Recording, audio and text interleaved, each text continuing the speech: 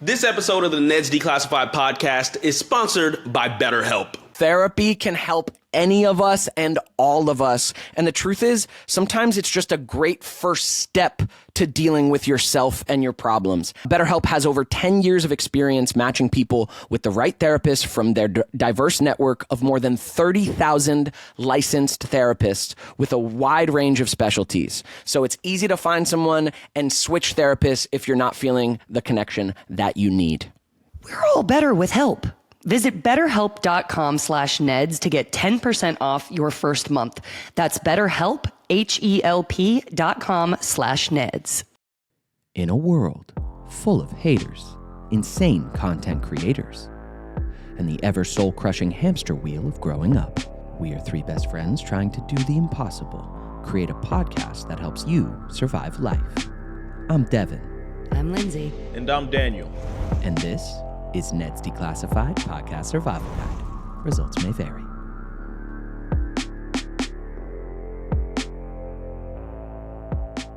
Hey, and we're back. Welcome back to Neds Declassified Podcast Survival Guide. Daniel, you were surfing this past weekend? Oh, yes. I went surfing for my birthday. It was dope. May 17th. Shout out all the tourists still, even though we're probably on to the next one. But yeah, I talked all that mess like I hate my birthday and don't like to do anything. And I went surfing. I was a fairy. Yeah, you literally celebrated. We're so joyous up on that. Like, It's great. Yeah. It's a great feeling. There's something about not conquering the ocean. You can never really conquer the ocean. Never.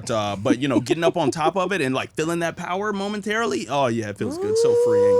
I'm proud of you. That's I'm glad exciting. there was video evidence too. It brought me a lot of joy to see. Yeah, I man. know Lindsay too. We were like, we watched it several times. Yeah. Me and my roommate both. you looked happy. I was definitely happy. I felt way more majestic than the footage looked. I felt like 'cause I'm a thick boy. Okay. Dan, you looked as majestic as that seal that rolled in. Oh, you know what I'm now, saying? The seal was the highlight. The seal I should was. have started with him in the carousel. Oh my gosh! It was amazing. But that was you and I was out cresting up out of And the also water. stick to how majestic it felt. there. Oh yeah, the feeling matters, ladies and gentlemen. Yes. Don't worry about the footage. Yes, no, the feeling matters, just like the feeling we get when we see our guest for today's episode. Jack Let's welcome Jack Salvatore. Salvatore. Yes. Hi, friends. How you What up? doing?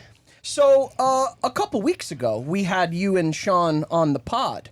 Our Nickelodeon Zoey alum. Two things. You are very popular in Latin America. Dude, they love you, man. Love you, brother. Bigelow. El Chad Mejor.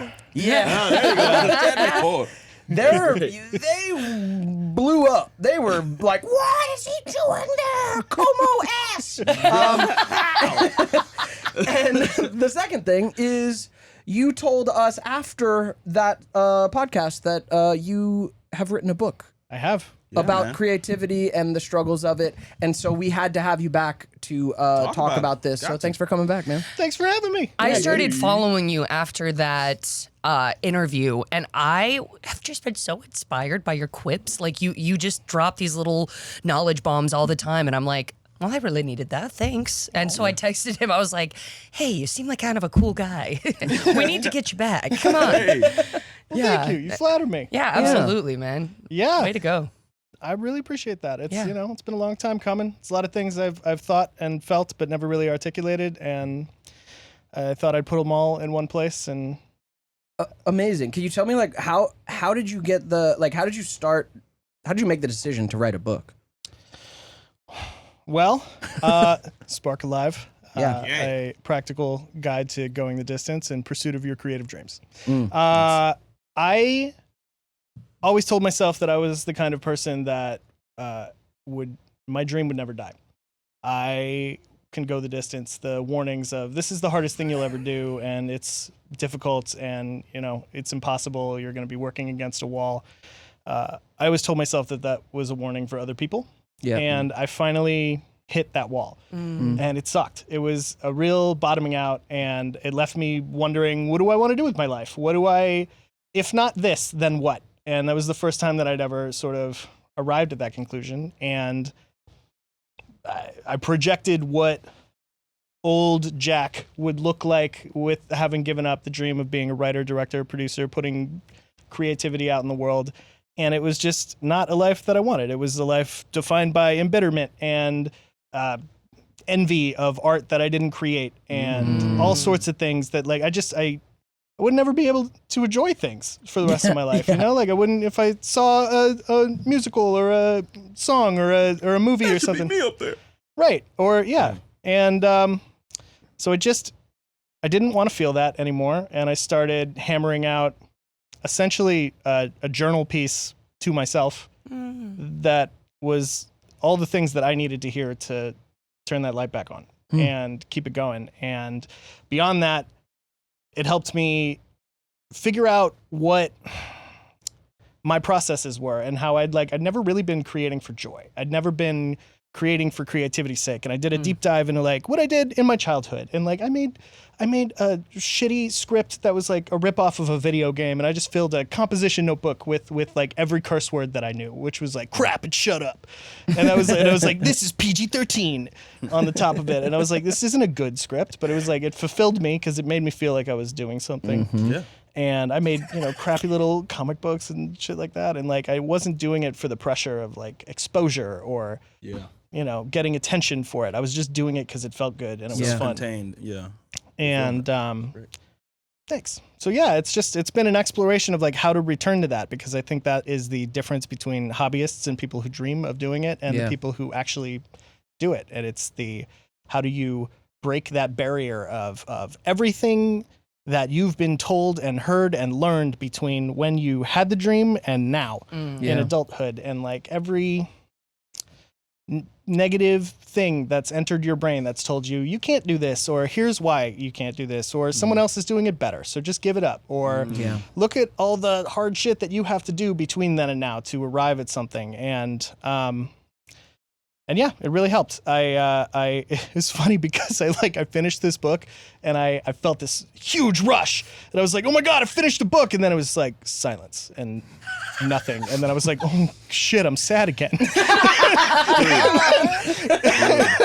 And it's been that feeling every time I finish a script or I complete any piece. And it's like the answer is to just keep going, just keep doing it and just keep putting it out there and just keep grinding at it. And grinding at it until it becomes something that fulfills and sustains you and isn't just something that you feel like you have to do, but something that like you want to do.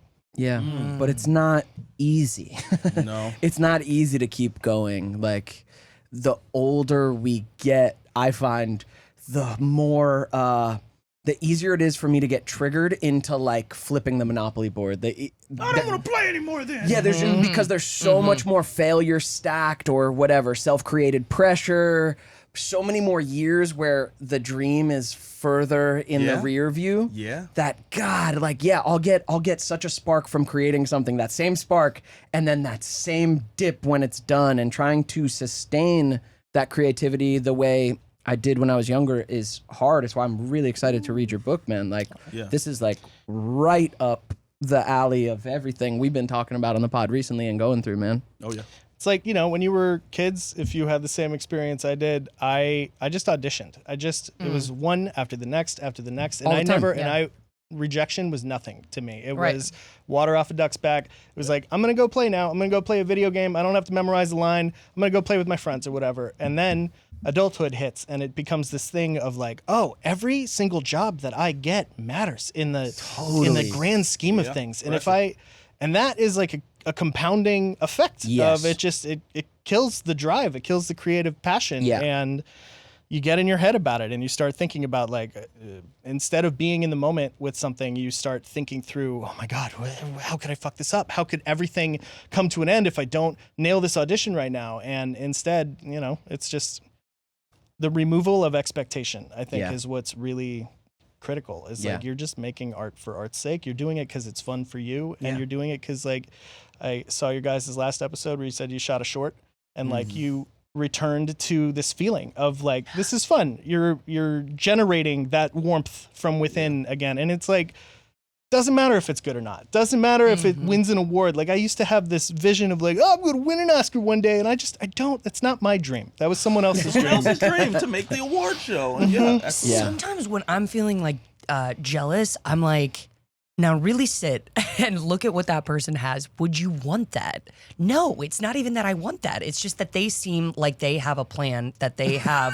a fucking clear way forward, and they're enjoying themselves. You know what I mean? I'm not really thinking like, what is that for me? I'm thinking, I'm coveting what they have on this surface level. And it's like, but I wouldn't want to go be doing that. I wouldn't want to put in that work. I wouldn't want to like, whatever. But you still get caught up in like, but that's the life I need to live, where like people are looking at me and giving me feedback for what I'm doing. And it's being done on this public scale. And I don't even really know what I like to do in private, I feel like, like I'm just learning that because, when the fucking wheels fell off, it was like, now you got to kind of figure it out. I feel like I'm still in that process of like, what do you like to do behind closed doors that if nobody saw it, you would still enjoy putting your time towards that? Yeah, that snacking social proof, at 1 a.m. Yeah, she would love that. That's all she wants to do. Snacking. That's it. That is passion. There's passion there. The social proof, man, of these like award shows and things like that. It's kind of like how we talked about the Met Gala or whatever. You see somebody up there at an award show and you feel like they're doing it the right way. And it pulls you away from the fact that you're doing it. Like, we just got to ground ourselves and be like, hey, you're doing it. Figure out what that thing that you're doing is, and if you enjoy it, keep doing it. If somebody wants to give you some social proof and put you up on a stage, then awesome, by all means. But I've always told myself, I could start an award show myself, invite a couple friends over. You'd make bank, dude. Do you know how many writing contests there are out there that are just nameless, faceless? Like, here, send us your script at $50, and like, dude, so many people. Film festivals too. There are so many film festivals that I've done. Like I've worked with like producers who I've directed a project for, and they're like, oh, I got to get in this film festival, just any of them. And I'm like, yo, there's millions of these things, at least thousands. There's at least thousands of these things, and half of them you don't get anything more than that social proof from the group of people who made that film festival. Yep. So half of it is just so fleeting, and we're just chasing stuff that we think we should be chasing versus listening into ourselves. What do you really want to chase? What makes you feel good? How do you feel inside? So yeah. I love that you're not precious in here. You say, loving yourself and allowing yourself to be loved, you precious little bitch. A lot of curse words. Dude, I know. What the fuck? This guy said he wasn't going to be like all the other self-help assholes out there. Love that. Love the self-deprecating charm. Thank you.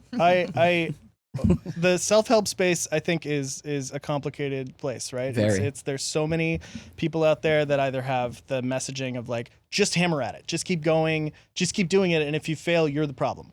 But it's like there's so much more to that, and I try to come at it from this more empathetic place of like, yo, it's hard, and like you're gonna fail. That is a part of the process that is intrinsic to it, and if anything, you're gonna get better at it, and then learning to sort of turn these things that are negatives in the self-help space into your positives. And it's like, when I sat down and wrote this thing, I was like, I'm not Tony Robbins. I'm not fucking Gary Vee. I'm not Alex Hormozy or any of these people. I don't have a business degree and all these accolades to back my play here, but I am a dreamer, and I am someone who has never gotten out of the trenches. And so if you tool yourself to that way of thinking of like taking, okay, what is the negative I'm staring at right now, and making it a task to think around that corner and turn it on its head. It's like I can turn a lot of things into positives of like, okay, I can look at the 40, 50 scripts that I have on my hard drive as like, none of these went anywhere. Or I could look at it as like, damn, dude, like I kept getting back up every time, and I kept going for it, and I just need to be right once. True. And so I just empathy, realism, and just an understanding that like it's hard. I think there's a lot of people that want to try to sell you this idea of, no, you got this, you can do it, you got it, just keep going. That was a good Gary Vee impression. If you're doing what you love, then you've already won. But like, what if you need to fucking eat, dude? Yeah, dude, exactly. What about my rent next month, bro? He's like, hey, you're on your own with that. But then he'd say, get to a garage sale, man. Hey, get to a garage sale. Buy this thing. Buy for this, $5. sell it for more. It's arbitrage, I'm like, man. what? Can you?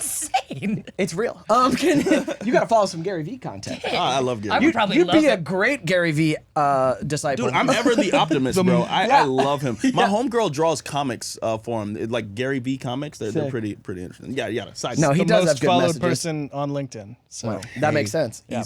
But can you take me back to the early dream? Like take me back to like who you were when you booked Zoey and kind of what that experience was getting off of it. We've talked a lot about, I've talked a lot about that. I thought when I got off Neds, my career was laid out before me. Like my Oscar was 3 years away, you know? The youngest man to ever win an Oscar. Exactly, dude. And I had to like get into reality of like, no, I got to go learn to act. I got to get serious about the craft, which I did. And then I started that next phase of the dream, which is like, okay, it's not guaranteed to me, but I'm still right the fuck in it. Yo. And man, it's been a fucking journey to now having it not manifest in the ways I thought. So, what was the Zoey journey? well, I started as a day player where they brought me on for one day, one line. And Did you have a full name? Was it Mark Del Figolo the whole I think it was time? just Mark. Just Mark. I think it was just Mark, yeah. Nice. And Dan specifically, just kept feeding me lines, and I played with it, and he was able to make something work. And then I think he decided to bring me back as a recurring character, and I became one of the more recurring characters on the show, which was super cool. That's Damn, that incredible. is From so day cool. player, one line to Yeah, it was recurring. great. Yeah, it's and that I think is really what started, because I'd done a lot of guest spots. I'd done a lot of, like, I made my way through the 90s sitcom circuit. And I was always there for a week, and then I'd dip and I'd go back to school. And that was the first time that I was ever in a situation where it was like, oh, it's the same camera guy. Oh, that's the same teacher. Oh, that's the same, director and building, circuit. And and I fell in love with that feeling of coming back to this. And then cast too. Where it was, depending on the episode, there, I might not be in with half the cast, but I got to know them, and it was cool. I really fell in love with that feeling of just something that you come back to every week, and I wanted to recreate that. And so I always felt like acting was sort of a hit and miss thing, and I wanted to build a more practical, if you will, skill set. So I went to school for screenwriting. I went to the USC screenwriting program. Yeah, heck yeah. Which only takes 26 people out of a 5,000 people applicant pool Wow. every year. So What it's you're saying very is you're a star, baby. That is Yeah, awesome. right. Yeah. Stop. And That is so impressive. so I did that. Thank you. Those tailgates, man, are crazy at USC, bro. 100%, dude. That turns into Mardi Gras on the campus every Sunday. Yeah, or Saturday. I guess. dated Sorry. a track star over there. Yeah. Oh yeah. She's a runner. She's Jeez, a trash. Dad. A caw in Dipagbor. She was great. What did you just say? I'm Her sorry. name was a caw in Dipagbor. Oh.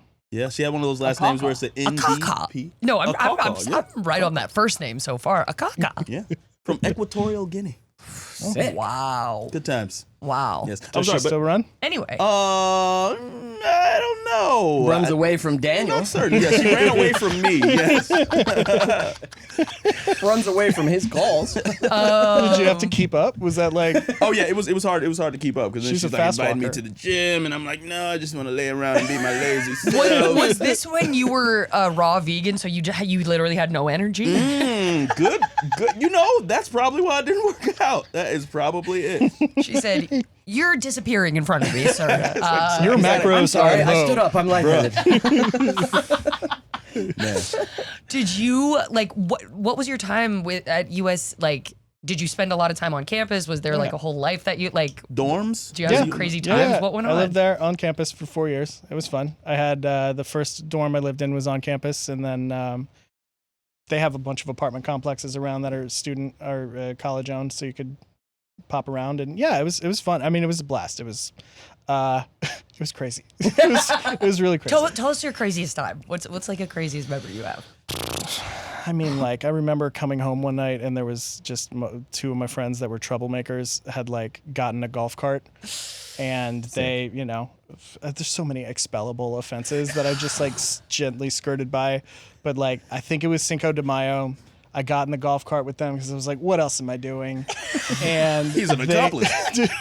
and they pull up in front of this church. There's an on-campus church, and right as the security guard is coming up to us, DPS is the Department of Public Safety down there, and I'll never forget it. My friend was wearing a sombrero. He was like high as a kite, dude, and this cop came at us like gun almost drawn, like hand on holster, and my friend just like super calm, just like locked it up, and this cop was like, all right, it's a good thing you're locking it up. Have a good night there, guys. Whoa.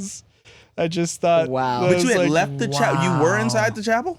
No. I was in the golf cart outside. We were like going down to this little priory area to like, do things. Donuts. just to have some snacks. Lock it on up. And yeah, as soon as the cop left, we just like went Continued. to go do our Yeah. thing. Exactly. Anyway, so yeah. But it was a playground. I mean, it was super fun. For sure. I had friends in the frats, and they had a wild time, and just like so much wilder than I ever could get. I was like, a little weed, cool, maybe, stop there. yeah, pretty much. And then I had friends that had like coke habits and shit like that. Yeah. Because it's frat like row? Like, you guys like frat row is insane. Just row of houses, like all these cats and like Hectic. craziness. yeah. Were they recognizing you for Zoey? Were they Zoey fans? It was interesting because it was like going from a pond into the Atlantic Ocean at USC, and it was like, yeah, you're on Nickelodeon, but like this guy's a fucking football player who's on the national stage, and like okay, cool. Here's No, true. And like so- people's kids and everyone. It's true. USC is pretty. Oh, yeah. It was a real graduation into like what life could be, or stepping into a macrocosm can be like, and it was fun. It was humbling. A lot of my teachers were former writers or retired, or Totally. I got a lot of cool guest speaker events. I had like a small closed room conversation with Alan Ball. That was fun. He was awesome. Yeah, Nice. he was one of my friends. Was like, what religion are you? And I remember him being like, well, I consider myself a student of all religions, but Buddhism makes the most sense to me. And I was just like, Wow. Great. I'm 20, dude. Like, what? I don't have any real questions. Dude. And yeah, just people that are very passionate about what they do. And pitching class was hard.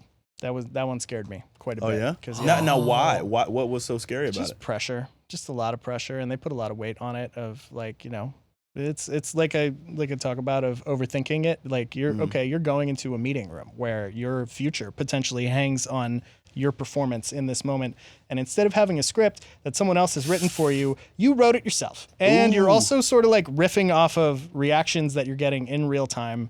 And you have to hang with that. And it's making it, the best pitches are conversations. They are stories that just start as, I had a friend who I heard about this and blah, blah, blah. And then all of a sudden you're hearing about a secret society underground that, only certain people are handpicked in the genetic population or whatever. And then it's like, oh, wow, that sounds like it could actually be a thing. And then you're like, no, I just made it all up. So, but yeah, it was that pressure of just being able to step into that right away. And It's real, man. For you listeners at home, like pitching, right? Let's say you have a great TV idea, movie script, TV script, something you finished, something you flushed out, and you're like, this is fucking incredible. But now you need someone to pay for it, and it's not you. It's never you. It's never gonna be you, okay?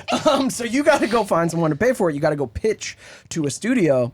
And these are people who see pitches all the time. They have a million pitches in a year. They're, maybe distracted because something's going on with their fucking kid. Anything. Like, there's a million variables to what Jack's saying, which is like such a high pressure moment if you're the person pitching, because that one meeting can literally change your life. Yeah. And how do you have a calm pitch to someone that you're not like shitting your pants in when there's that much pressure. You have to like do mental judo to pretend like, oh yeah, no, I'm not fucking nervous. The Pursuit of Happiness with Will Smith, where he's like under all this pressure, his kid's like outside, he's homeless, he's gonna need this. And then Yeah.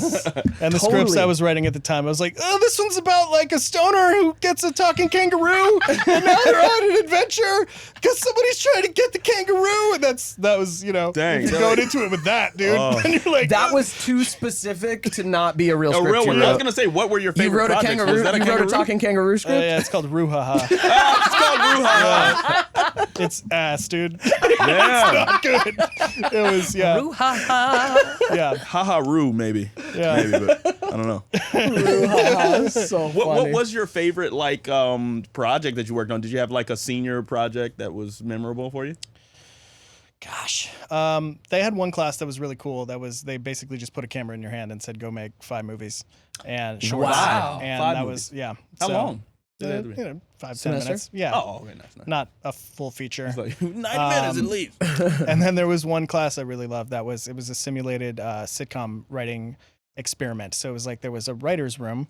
There was it was in tandem with like the directing department and the production department. And we had like a studio audience that came in, and I did like warm-up jokes for them, and I was on part of the writing staff, and it was cool. That sitcom was terrible. It was unwatchable. But it was just the experience of like, you know, doing it and being in it and being in a control room and watching people switch between cuts in real time as if it were like a live action thing. Yeah. Wow. It's a lot of fun. So now, are you still auditioning at this point? And like, who have you kept in touch with from like the cast? Like, where are your relationships at that point? Yeah, I hung out with Rio a lot. He had an apartment in Culver City that I would go to quite often. That's pretty much it. And were you still auditioning? Were you still pursuing the here and there. acting thing when as auditions came? Yeah, it was Yeah. pretty infrequent, but Yeah. it came up. I think it must have been the tail end of high school, but I remember doing 10 Things I Hate About You, and that was super fun because I was like, that was a super fun moment because I was like, I didn't know you were in this show. Time out. Holy What? Yeah. What did you do? I was like, there was an episode in a. He's like, in a, we made out. Yeah, We smashed. brother. I was on that What? show like 5 times. No. Yeah, my character's name was Brad. There was one episode where you're like a grease monkey in a workshop, and I just very much remember that. Yeah, I'd come to set, I didn't know anyone, and then I was Listen. like, Lindsay, I am hi! truly an ass. Wow. So y'all had scenes together. Yeah, I don't even remember that. I remember the grease monkey look. Wow. I am so sorry that like we really get around. It's really an incestuous group. Yeah. And I don't feel like I knew you that much from like Nickelodeon. Like I don't remember us having that. So I'm so sorry if that was like weird or like I can't believe I don't remember. we had long never time. really worked together. It Right? was the party circuit. Has your beautiful wife ever experienced that side of you? The Chad? Is that what pulled her in? No, maybe. I mean, could be. So you'd have to ask her. No, she was funny. She was super sweet. When we first met, she basically like just decided I was her friend out of nowhere. I was like, she got in my car and she was like, all right, we're doing this. Hey, how's it going? She doesn't like even drink that much. And she's like, do you drink? I was like, yeah, kind of. And she's like, okay, good. Cause I don't know what we're going to do if you didn't. Well, hey. It's like, okay, well, we could have 2 kids and a house and a dog. And Wait, when How did did you guys Yeah, meet? when did you meet? At what point in this journey? How far after college? This episode of the Neds Declassified podcast is sponsored by BetterHelp. This month is Mental Health Awareness Month, and it's also my birthday month. I feel personally attacked. Dude, it is not an attack. It's just a recommendation for your well-being. Therapy can help any of us and all of us. And the truth is, sometimes it's just a great first step to dealing with yourself and your problems. Having someone safe and professional to talk to about what's going on inside. When people hesitate to get help, it doesn't just affect them, it affects everyone around them, Daniel. Hey, man, it's the judgment. I'm afraid of the judgment, man. I feel like society has really opened up to therapy being a normal part of mental health hygiene. BetterHelp has over 10 years of experience matching people with the right therapist from their diverse network of more than 30,000 licensed therapists with a wide range of specialties. So it's easy to find someone and switch therapists if you're not feeling the connection that you need. We're all better with help. Visit betterhelp.com/Neds to get 10% off your first month. That's BetterHelp, HELP.com/Neds. So it was actually, Rio had kind of alluded to it on our last chat. Rio and I had a falling out because we made a YouTube series, and I don't want to do the benefit of only telling one side of it. No, but do it. like Talk shit. I'm just kidding. I got a huge ego about me, and I went full like corporate, like we need to take this so seriously and treat it like a job, and he wanted to have fun with it. And I think that just didn't mesh, and then I have a tendency to cut people out and make, if you're not hitting my level, then I'm You ain't cut out for this, there's Sean. the curb, and that's just Rio, get out. And we went from like hanging out every damn day to all of a sudden nothing. And I was at a pretty low point. A buddy of mine was like, I need help on a music video. I don't have any money, but come help me. And he had, I went to go do that. Right, And I remember this. We asked you about this, and she was the one in the car, right? Like she was a scripty. right. There was no script. And y'all had to So we were all go just out sort and of, floating. And there was, Title. I remember this now. the first day was it was interesting. It was the whole idea of the show, of the music video, was it was like a girl who was a country western star whose dad had money to pay for a music video, and the title of it was "No Soldiers in Heaven." Oh dear. Yeah, and the conceit of it was that they're not in heaven because they're on Earth looking after active duty service members. Oh dear. Right, That is but, quite like, a but the concept way to the put lyrics together. Went to hell. It's a heavy-handed, that's a heavy-handed concept. That's 100% how it came off. Definitely. But it was like all of these, we shot in, gosh, I forget, but desolate places that looked like Iraq or Afghanistan. Oh, okay. And they got like actual active duty service members to come and like play background roles, and it was all these intense war scenes and stuff like that. And Triggering PTSD, huh? a little bit. Jeez. It's wild. But there was the second day was shot in With that Lancaster. track just going back across the whole No soldiers in heaven. Yeah, it was. There was like this one dude with angel wings that my buddy paid $2,000 for out of pocket that like my God. articulated and everything. Yeah, it's available online. You can check it out. I gotta check this out. Let's drive some traffic to that. I love it, Forget about my book. bro. But yeah, it was maybe one of the worst on-set experiences I had, and it was just because everyone was like had an ego on them, and there were people that were like unloading the truck and were like, "Yo, dude, when you unload C-stands with me, you unload with the best, bro." And like, meanwhile, I'm like, "Hey guys, maybe you should move the truck 4 feet that way so you don't have to like." Anyway, Jesus, micromanaging. and my wife and I, we were the only ones, we bonded in that we were like the only ones that didn't really exude ego. We were just like quietly confident in what we knew. We had been around a set. And yeah. Did you get the reflection of who you were to Sean Rio on the YouTube? Like, did you see the men with ego and you're like, damn it, that was me. that was me. Fuck. I never considered that until this exact moment. That's crazy. That's an amazing. Yeah. Wow, look at these assholes. Wait a minute. Those guys are douches. Anyway, Sean, you're a bitch, and when you unload C-stands with me, you unload with the best. Oh man. Wow. Life's weird like that. Life will just It'll do just that. like be like, hey, Yeah. Bro, Yeah. But it was, you mentioned, and I hate to say it, you mentioned that you hung out with Sean while you were at USC. Yep. Our friend, Alex Black, Ah. was that before or after? It was kind of during. Kind of during. Yeah, Alex. What was his character on that show? It was Seth Powers. Seth Powers, the greatest character Basketball. on Neds Declassified. yeah, one of the funniest characters on Neds. One of the funniest people, and one of the funniest I've ever people met on in my Neds. life. Yeah, one for of the sure. funniest cast members, truthfully. So You guys were had a homies party back a in the lot? day? He was my best friend. What? Sure. Best Yeah. friend. I've ping-ponged a lot, and now I found my wife, and so there's Don't need that. these guys anymore. And no, Alex and I hung out quite often. Yeah. Wow. We were real good buddies. Before the Sean break, like was it like, oh, screw Sean, I'm hanging out with you now? Gosh, it was hard to call. It was kind of a transition. It was like Alex, and then you guys know what happened with Alex, right? Yeah.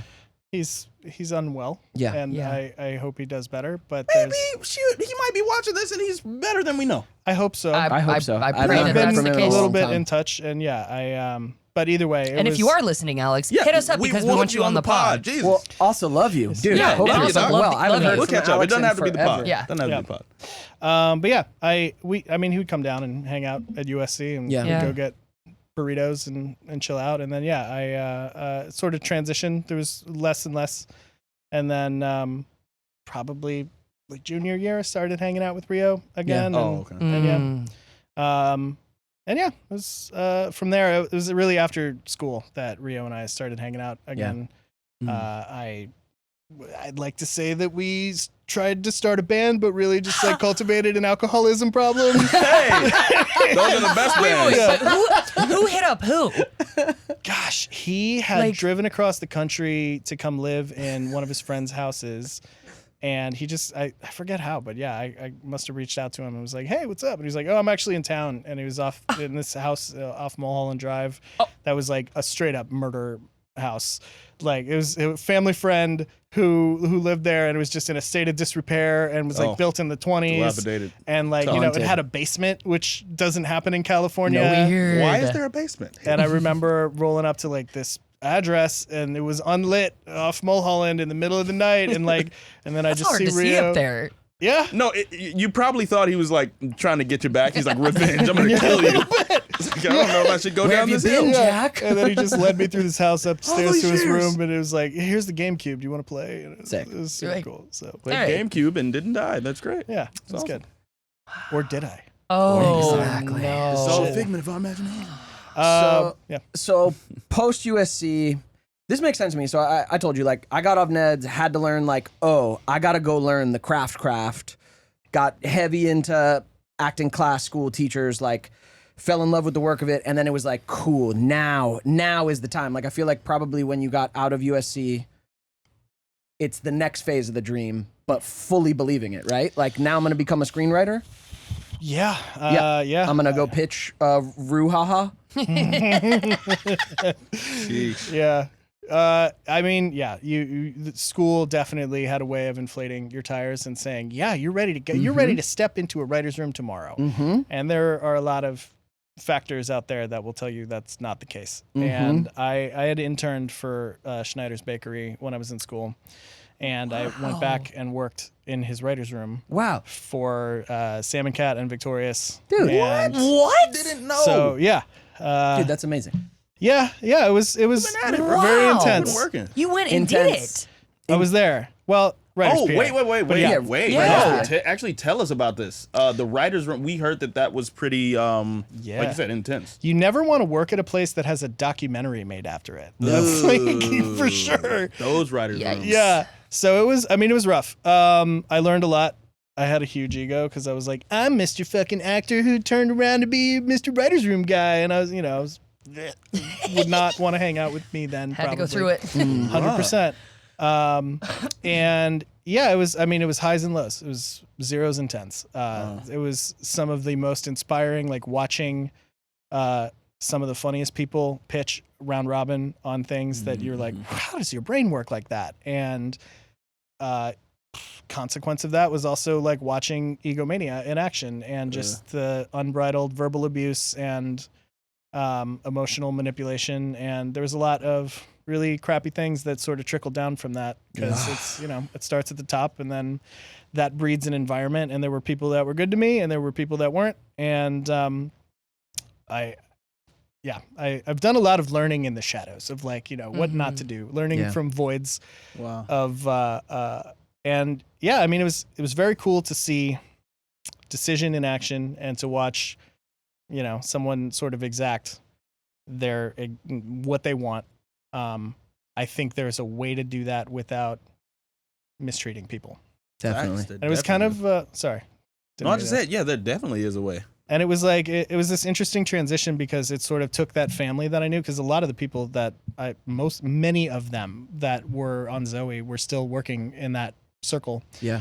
at Nick on Sunset. And sort of just watching this like, oh, are we trauma bonding right now? Feeling of like, oh, okay, cool. Like, you know, there would be some of the sweetest people that I'd be like, hey, buddy, how you doing today? He's like, just waiting for Dan to drop dead of a heart attack.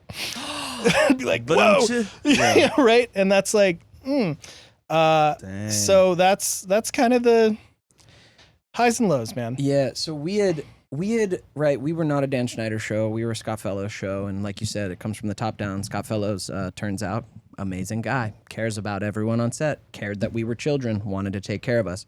So we had like this one environment on our set. We'd only ever heard the echoes of like, maybe the other sets aren't like this. Maybe there is some just not this much closeness, not this much care, but never verified facts. Just like you kind of hear things like passing comments, like people like that, like, oh, hope he dies of a heart attack. Like, okay, so we just got the sense, and then obviously when the documentary came out, we get to go like, oh, that's some of what was going on. Like, fuck. Yeah. So all those echoes were true. Yeah. Yeah. And a rougher environment to be on. True that. Yeah. Yeah. Sorry, didn't mean to bring the mood down. No, dude. How it's long okay. did you like function there? Like About 2 years. 2 years. Yeah, I worked on. I interned on iCarly. I started on Victorious, and then Sam and Cat came after that. Yeah. And it was kind of a abrupt end. I was sort of strung along. There was a writer's assistant who was exiting, and I was sort of made to believe that I was going to have the job if I kept it up, and it ended up going to someone else. And instead of a promotion, I got terminated on the last day of the first season of Sam and Cat. And that was like, I was told some pretty unkind things at my exit interview. Like the dude who gave it to me was like, "You're funny, but not on purpose." And I don't think that you have what it takes to do this and go the distance here. And it destroyed me. But ultimately, I was like, in hindsight, and especially in like going through and recollecting all that, I'm like, I'm glad I didn't have what it took to hang with that, because that is not right. Yeah, that's not the culture that I want to. They're looking for people who sort of like, sometimes I feel like that give permission to that, and if you're kind of, I don't know, if you don't resonate with that fully, they can kind of tell or whatever, or if you're not playing into that. I'm so sorry. That is horrific. Especially with our sweet and tender egos and emotions, like actors, creators, writers. I feel like it's a little more at the surface. Wow. Yeah. I mean, I was 21 and I was like, I'm gonna do great. Everything's at my feet now, and that was character assassination, right? That was straight up an older gentleman who was just trying to, like, I don't know what was going on with that. Like, that wasn't, hey kid, you got this in you, but it's not. I need to tell you what you need to hear so that you can get to that next level. That was fuck you, get out. There was definitely that. I mean, because he could have chosen his words way differently. That didn't sound like it was productive feedback. Yeah, and How like what does that night look like? Like how do you bounce back from that? I had another friend who got fired from Nickelodeon, but it was because he like stole an Xbox out of the green room. Quick trauma bond. So I was like, hey dude, I got fired, and he's like, you really? No, like me, I get, but you, I stole. And so it was that, and I actually I fell up because I had another friend who had a job working for a Breaking Bad writer. And I landed in another writer's room from there. Another writer, a better writer's room. No. It's a show called Flesh and Bone on Stars, which is all about ballerinas, and that was a miniseries, but it was fun. The head writer and showrunner was the writer who wrote Ozymandias, the Emmy-winning one for Breaking Bad, so that was fun. Learned a lot there too, and it's from there I ended up in post-production and just sort of found my way through keeping the lights on, and that's when I worked with Rio. I was like, okay, I'm getting paid to do this, and then in my moonlight hours, we're gonna go and we're gonna make a sketch show. We're gonna do something fun there. But instead of it being fun, you made it serious. I made it pretty serious. A lot of I mean, that no, but I get it. That pressure of like, no, I have to make this work, and I know I can. So fucking do this shit. Yeah, that's how I get, and then I gotta check my own snappiness. I put that pressure and get snappy with them, and they're like, Devin. Chill, bro. Checks and balances, man. They're Oh, it's important. good. It's so fucking good. It's so good. I'm like, okay, I was getting spicy. Okay, fuck. And yeah, Couldn't even hear it. it's so loud. In there. But it's the pressure is there, man. It's because I want things. Yeah. I want to create. I want that feeling again. I want to be back on Zoey. I want to be on a show where we're just like a family again. I want to get to that point where things are flowing and feel possible, where the dream feels like activated and my life fucking makes sense instead of what it feels like a lot of the time. And I resonate with your journey, man, of like you hit all these roadblocks and failures. At a certain point, I'm like, I don't even know where I'm supposed to go anymore. Like, I don't even know what I'm supposed to Where's do true north? with my time. Yeah, where's my true north? Like, it used to be creativity. It is creativity, I think, but I don't even know where to put it sometimes. Where do I take a step? Sometimes with this pod too, I'm like, it makes so much sense some of the time, and then we hit these roadblocks where I'm like, is this even what I'm supposed to do with my fucking time? Like, I don't understand, and that pressure leads to these stress spirals, man. The pressure to say, hey, I need to give up this entire field and hop into something else. You know, that was my struggle. Like, for the college thing for me, part of it was like, everything in your life is screwed up, bro. Go do something else, man. You cannot keep banging your head against this wall. Like, you went for production or whatever, but I went for like international business and linguistics. That was my thing. I was just like, I need something that is not acting, because it just did not feel like it was working. And you went back, right? Like, you were 26 or 25 when you went to college? It was like 20. What am I saying? Yeah, like right around 25. Right? Like, yeah, it was like 2019. hitting enough of that. Like, I don't know where I'm going in the industry, so fuck, do something entirely else. Different, man. And it's tough because you still battle with feeling like because now, you know, I'm teetering back into it because Devin gives me a call. Hey, man, you want to start a podcast? I don't know if I should do this. But by that time, I was doing like directing and stuff like that as well. So I'm like, okay, I produce, I direct. It's okay to still remain in the industry, even if acting isn't that only angle. But it gets scary sometimes, and you want to just abandon things. I have learned to be okay with not abandoning all the parts of yourself. Like, sometimes there are seasons in your life where it's okay to put your energy into this field, and you might want to switch it up. These troughs and these peaks, they're okay. They're all a part of the journey. Focus your energy where you feel good at the time, and be okay with making a little shift every now and again, guys. You don't have to just give everything up. Unless you do. Unless you do. Then drop it and run. Drop it and run. Get out of here. Wait, okay, so just like, so how is your relationship with your now wife going at this point? Like, and how do you know? Like, when do you know? And when do you choose to propose? And how do you do that? Oh my God, Lindsay. I'm sorry. I just want to know, and then we can. No, it's great. You're getting ready to propose to someone. Yeah, I want to know. So we've been dating for a while. Nice. I always sort of knew that she would say yes if I asked. And Really? I had You cocky motherfucker. You I had a coworker who was a total dick, and I was like, I want to take her to the bench where I said I love you for the first time in Santa Monica, and I want to propose to her there. And he's like, yo, that's some movie of the week shit right there. So I took her to Iceland. And we went, I proposed to her in front of a volcano. Oh my God. Nice. And I was You're like, saying- I'm doing. I'm some sure she t-shirt would have shit loved right the here. bench too, by the way. Yeah, probably. You're right. Yeah.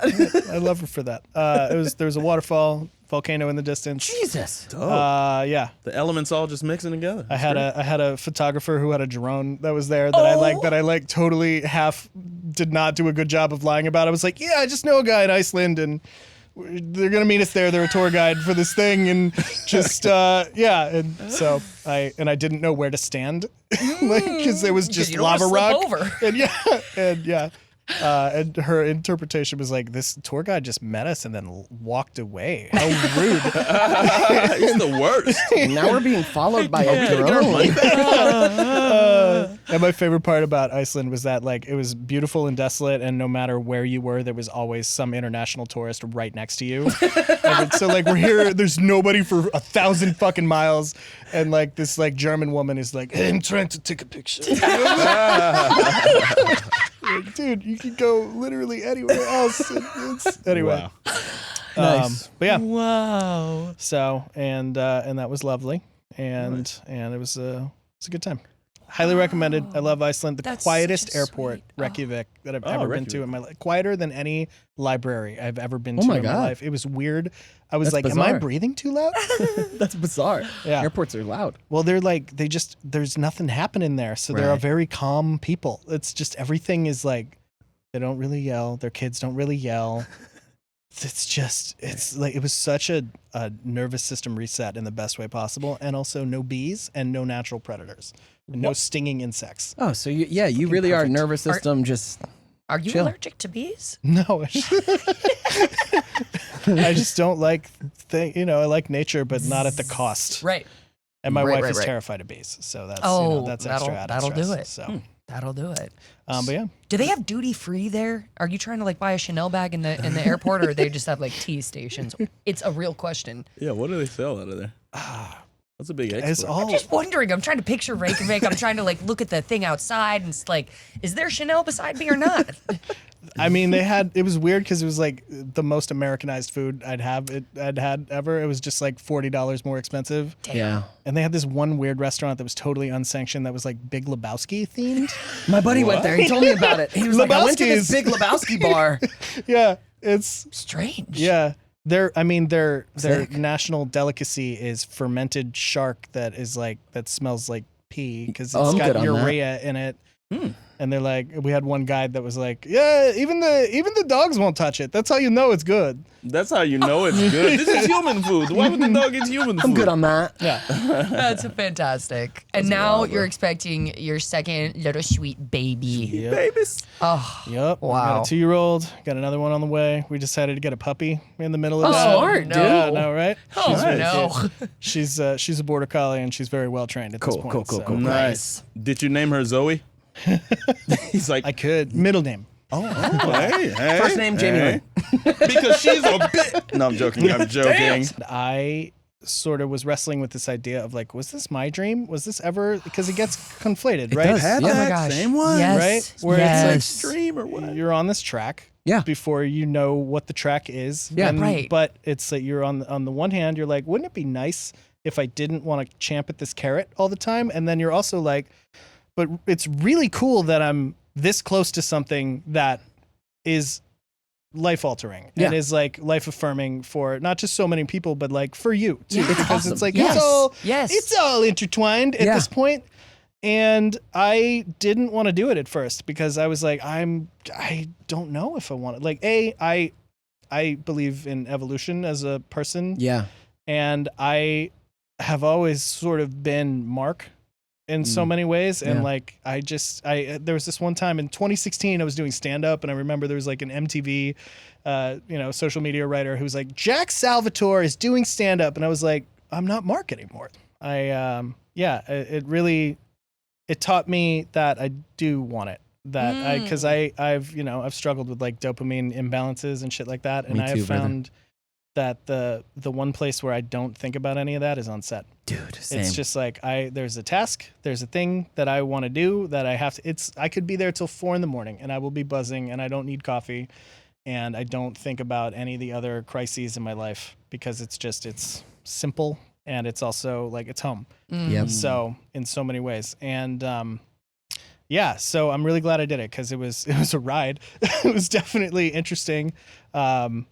And there was a lot that like I was so uncomfortable in the first couple weeks of doing it because I was like there was so much more improv than I was prepared for, and there were just these scenes where it was like a contest basically to see like who's gonna make the final cut, who's gonna be funniest, and like I was just like what should I'm Mark, I'm me, I'm this, I'm that, and then I joked with Christine, my wife. I was like, I just made a third act decision to just be myself. Hey, right. Funny enough. Yeah. It was, and it worked. And I just was more comfortable. And then the director started being like, Jack, be funny. It was like, okay, Heck cool. yeah. Let's do it. Heck yeah. And it was great. I really do not regret doing it. And that was Wilmington, North Carolina was where that shot. Really? I didn't know that. That's so fun over there. It's really fun. Wow. And it was like a time warp, man. It was like we'd go into like Barnes and Nobles and they'd be like, "Oh my God, you're this person. We know you by name, not your character name. We know you by who you are as a person." Yeah.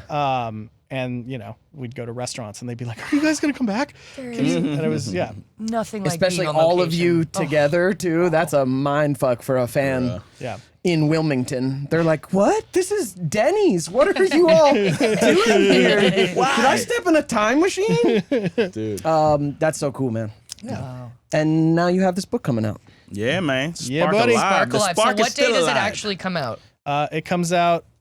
Does this air next Wednesday? I think so, right? Yeah. We're gonna do this Okay. Wednesday. Then which is today. It airs today. It comes out today. Oh, it comes out today. Yeah. And where can Go pick people it up. find it? Amazon, Google Play Store. I'll get it up on Apple at some point. But Awesome. if you have a Kindle, want to Nice. get digital edition, it's there. Self-published, baby. And what's your pitch for who it's for? Who should get this book? If you have a dream, if you have anything creative that you want to put out into the world and you're struggling with the idea of how do I do this? Or this is for anyone who dares to make something new and get it out there. And you're feeling like maybe you have been stymied in your hopes and dreams and are burned out and are hitting a wall, or you're operating in silence and don't know how to work without validation and are wondering if you even still want to do this dream anymore. This is for you. Let me read So you. it's for me. Let me read you a little excerpt. You've cracked the ribs of your old dead dream and are clawing your way to the ashy surface in your fierce, fiery form. You've got your authentic self in your brain, renewed drive in your heart, but you need one more thing in your gut, or this whole exercise is going to lead you right back to the graveyard of ambition. Paint me a picture, why don't you? That's lovely. Great writer. Dude, the alliteration graveyard is of very good. ambition. The graveyard of ambition. I struggle with that graveyard. It's tough, man. It's This is so lovely. It is so rich. Yeah, man. well, thank you The for words and the letting me scenery. It's so come and- crisp and wonderful. Check this out today. I Spark can't wait alive. to read it. You gotta I check it out. have a journey coming up, so this will be some good plane reading True. for me. Yes, Yeah. you do. And that will be amazing. You're going on a journey, and we're not going to talk about it because Yeah, we can't talk Super about it, secret but- journey. She's gone. But this See will ya. be amazing and give me like a nice little boost of confidence. It's just so nice to know that we are not alone in this little artist field. We all have the tendency to really isolate sometimes, I think, and yeah. it's like Totally. so nice. And I mean, dude, part of the joy of us doing this pod is like we have an even weirder journey as creatives who started as kids with like the ultimate success in the industry. We were actually a part of the industry, and then like being in our 30s now, what does that mean? What is the journey now? What is the dream now? Like, I cannot wait to read this, brother. Yeah. Yeah. Thanks for writing it. Thanks for still dreaming. Yeah. Maybe Can't dust stop. off Ruhaha at some point. Maybe that's the one, dude. I don't know. We'll work on it with you. We need to get a Ned's script out. We No, need bro, his so help. let's right? work, bro. Or I we told- can write like we gotta smaller connect things them like Yeah, like I'm we're more doing. interested in other things. All right, You gotta connect them with but David like Kendall, little yours. like like the short form content we were trying to do. I don't know. Maybe. Oh, Yeah, let's also, make some does this song mean anything to you? All around me are familiar faces, worn out faces, worn out spaces. When I'm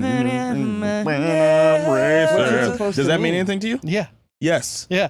That was, dude, it's so awesome that you were in that movie, bro. Yeah. You're in Donnie Darko? Wait. I'm in Donnie Darko. Yeah. As Yeah. what? I haven't seen that in a long time. My character's name is Larry Reisman, Larry Reisman. and I am the kid who's in the infomercial. I'm like, I'm not afraid anymore. Wait, you were like Yep. 5 years old doing that. That was your so you 11, have the but little I was a late bloomer. holy moly. Wow. That's Sick. Oh, wow. I don't wanna You're go down royalty. the cult You should never classic, forget dude. that. You're I- fucking royalty. Oh, yeah, yeah. Cult royalty. Right back at you. Uh-huh. Right back at you, Queen. Hey. Oh, wow. I was at a rave at USC, and I was in like full Halloween makeup, and some dude came up behind me and was like, I'm not afraid anymore. I was like, What? how did you know? How did you know? And it was. I love that. I had that during Fantastic. COVID with a mask on, full mask on. Someone was like, Ned? I was like, how in the fuck? My face is my covered. eyebrows? So we like to end each episode with a tip for the audience. This has been full of wisdom, but one tip right to their ear and face holes. Yep. What you got? Done, not perfect. Whatever you're doing, do it. Get it out there. Make yourself a genius later. Love that. Facts. You're my guru, Jack. What do you got, Daniel? Bang, bang. I will say go and check out Spark Alive. Yeah. Keep that spark alive. No, but it's so real, man. Guys, don't give up on your dreams and trying to find your own true north, okay? Don't be focused on other people's compasses. Focus on your own. Bang.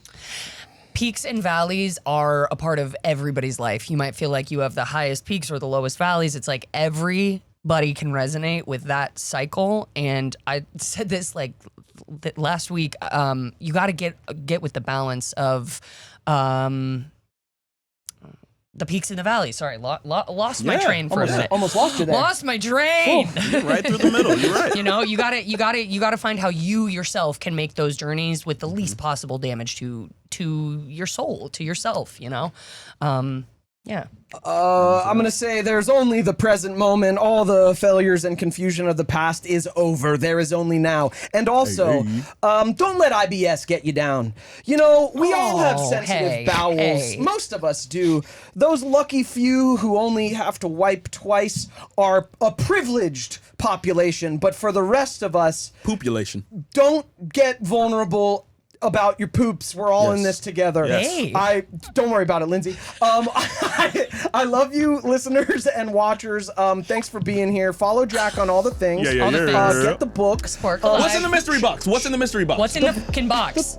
It'll be. Well, it's a. And we're out of here.